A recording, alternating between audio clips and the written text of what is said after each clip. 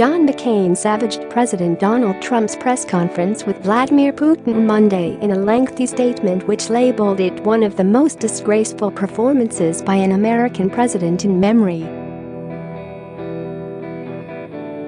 McCain, the senior senator from Arizona, issued the statement hours after Trump stood side by side with Putin and called his denial of election meddling very powerful. The Republican senator is recovering at home from treatment for glioblastoma, the aggressive brain cancer which has largely kept him from the Senate since he announced the diagnosis a year ago last week. McCain wrote, "Today's press conference in Helsinki was one of the most disgraceful performances by an American president in memory. The damage inflicted by President Trump's naiveté, egotism, false equivalence, and sympathy for autocrats is difficult to calculate. But it is clear that the summit in Helsinki was a tragic mistake." He said it was painful and inexplicable that Trump was accompanied by competent and patriotic advisors, then went on to commit blunders and capitulations. But he said, "These were not the errant tweets of a novice politician. These were the deliberate choices of a president who seems determined to realize his delusions of a warm relationship with Putin's regime without any regard for the true nature of his rule, his violent disregard for the sovereignty of his neighbors, his complicity in the slaughter of the Syrian people, his violation of international treaties, and his assault on democratic institutions throughout the world." McCain's intervention came as other senior Republicans spoke out in the wake of a press conference which saw Trump call his own victory brilliant, list conspiracy theory claims about the 2016 election, and say that Putin's offer to halt the Mueller probe was an interesting idea. House Speaker Paul Ryan said Monday there was no question that Moscow interfered in the U.S. 2016 election and that President Donald Trump must appreciate that Russia is not our ally. There is no moral equivalence between the United States and Russia, which remains hostile to our most basic values and ideals, the Republican leader in the House said.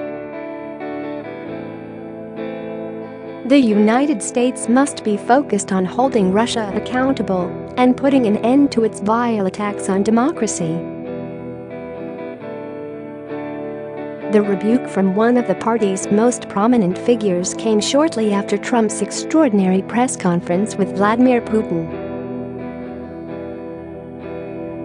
At the Helsinki event after their 2-hour face-to-face talks, Trump said Putin's denial of meddling in the election was very powerful. "I have President Putin. He just said it's not Russia. I will say this. I don't see any reason why it would be," Trump said, speaking to reporters about Russian election meddling as he stood side by side with the man U.S. intelligence says ordered it. But Ryan said there was no question that Russia continues to try undermine democracy in the United States and around the world. The Wisconsin Republican said the American intelligence community and the House Intelligence Committee agree that Russia interfered in the election.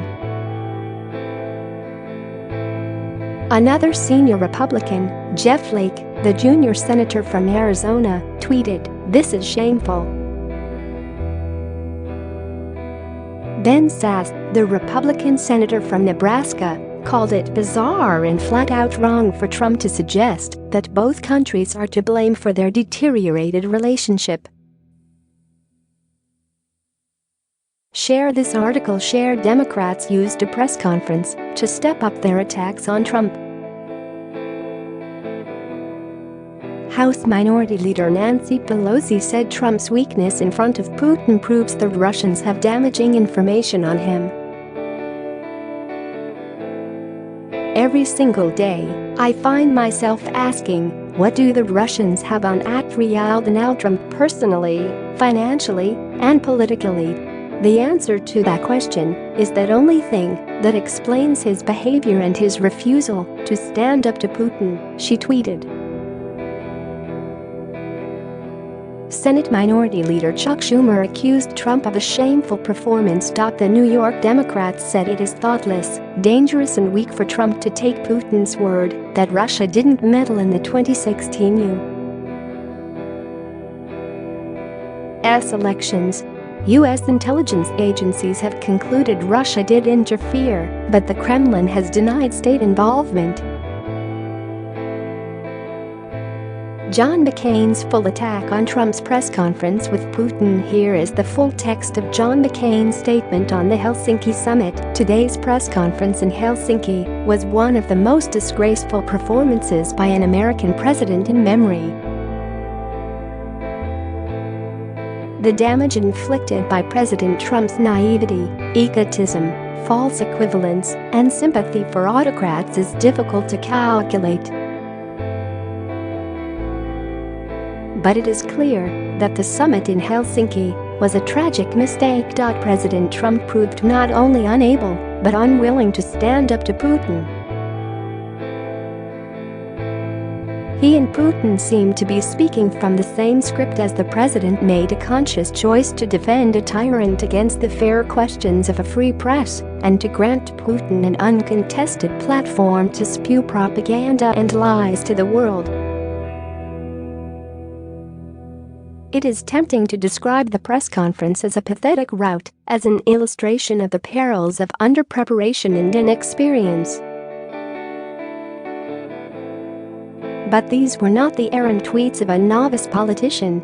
These were the deliberate choices of a president who seems determined to realize his delusions of a warm relationship with Putin's regime without any regard for the true nature of his rule, his violent disregard for the sovereignty of his neighbors, his complicity in the slaughter of the Syrian people, his violation of international treaties, and his assault on democratic institutions throughout the world.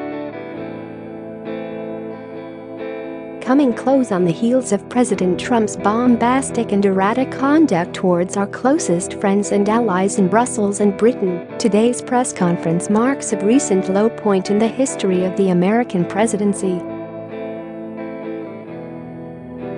That the president was attended in Helsinki by a team of competent and patriotic advisors makes his blunders and capitulations all the more painful and inexplicable. No prior president has ever abased himself more abjectly before a tyrant. Not only did President Trump fail to speak the truth about an adversary, but speaking for America to the world, our president failed to defend all that makes us who we are, a republic of free people dedicated to the cause of liberty at home and abroad. American presidents must be the champions of that cause if it is to succeed.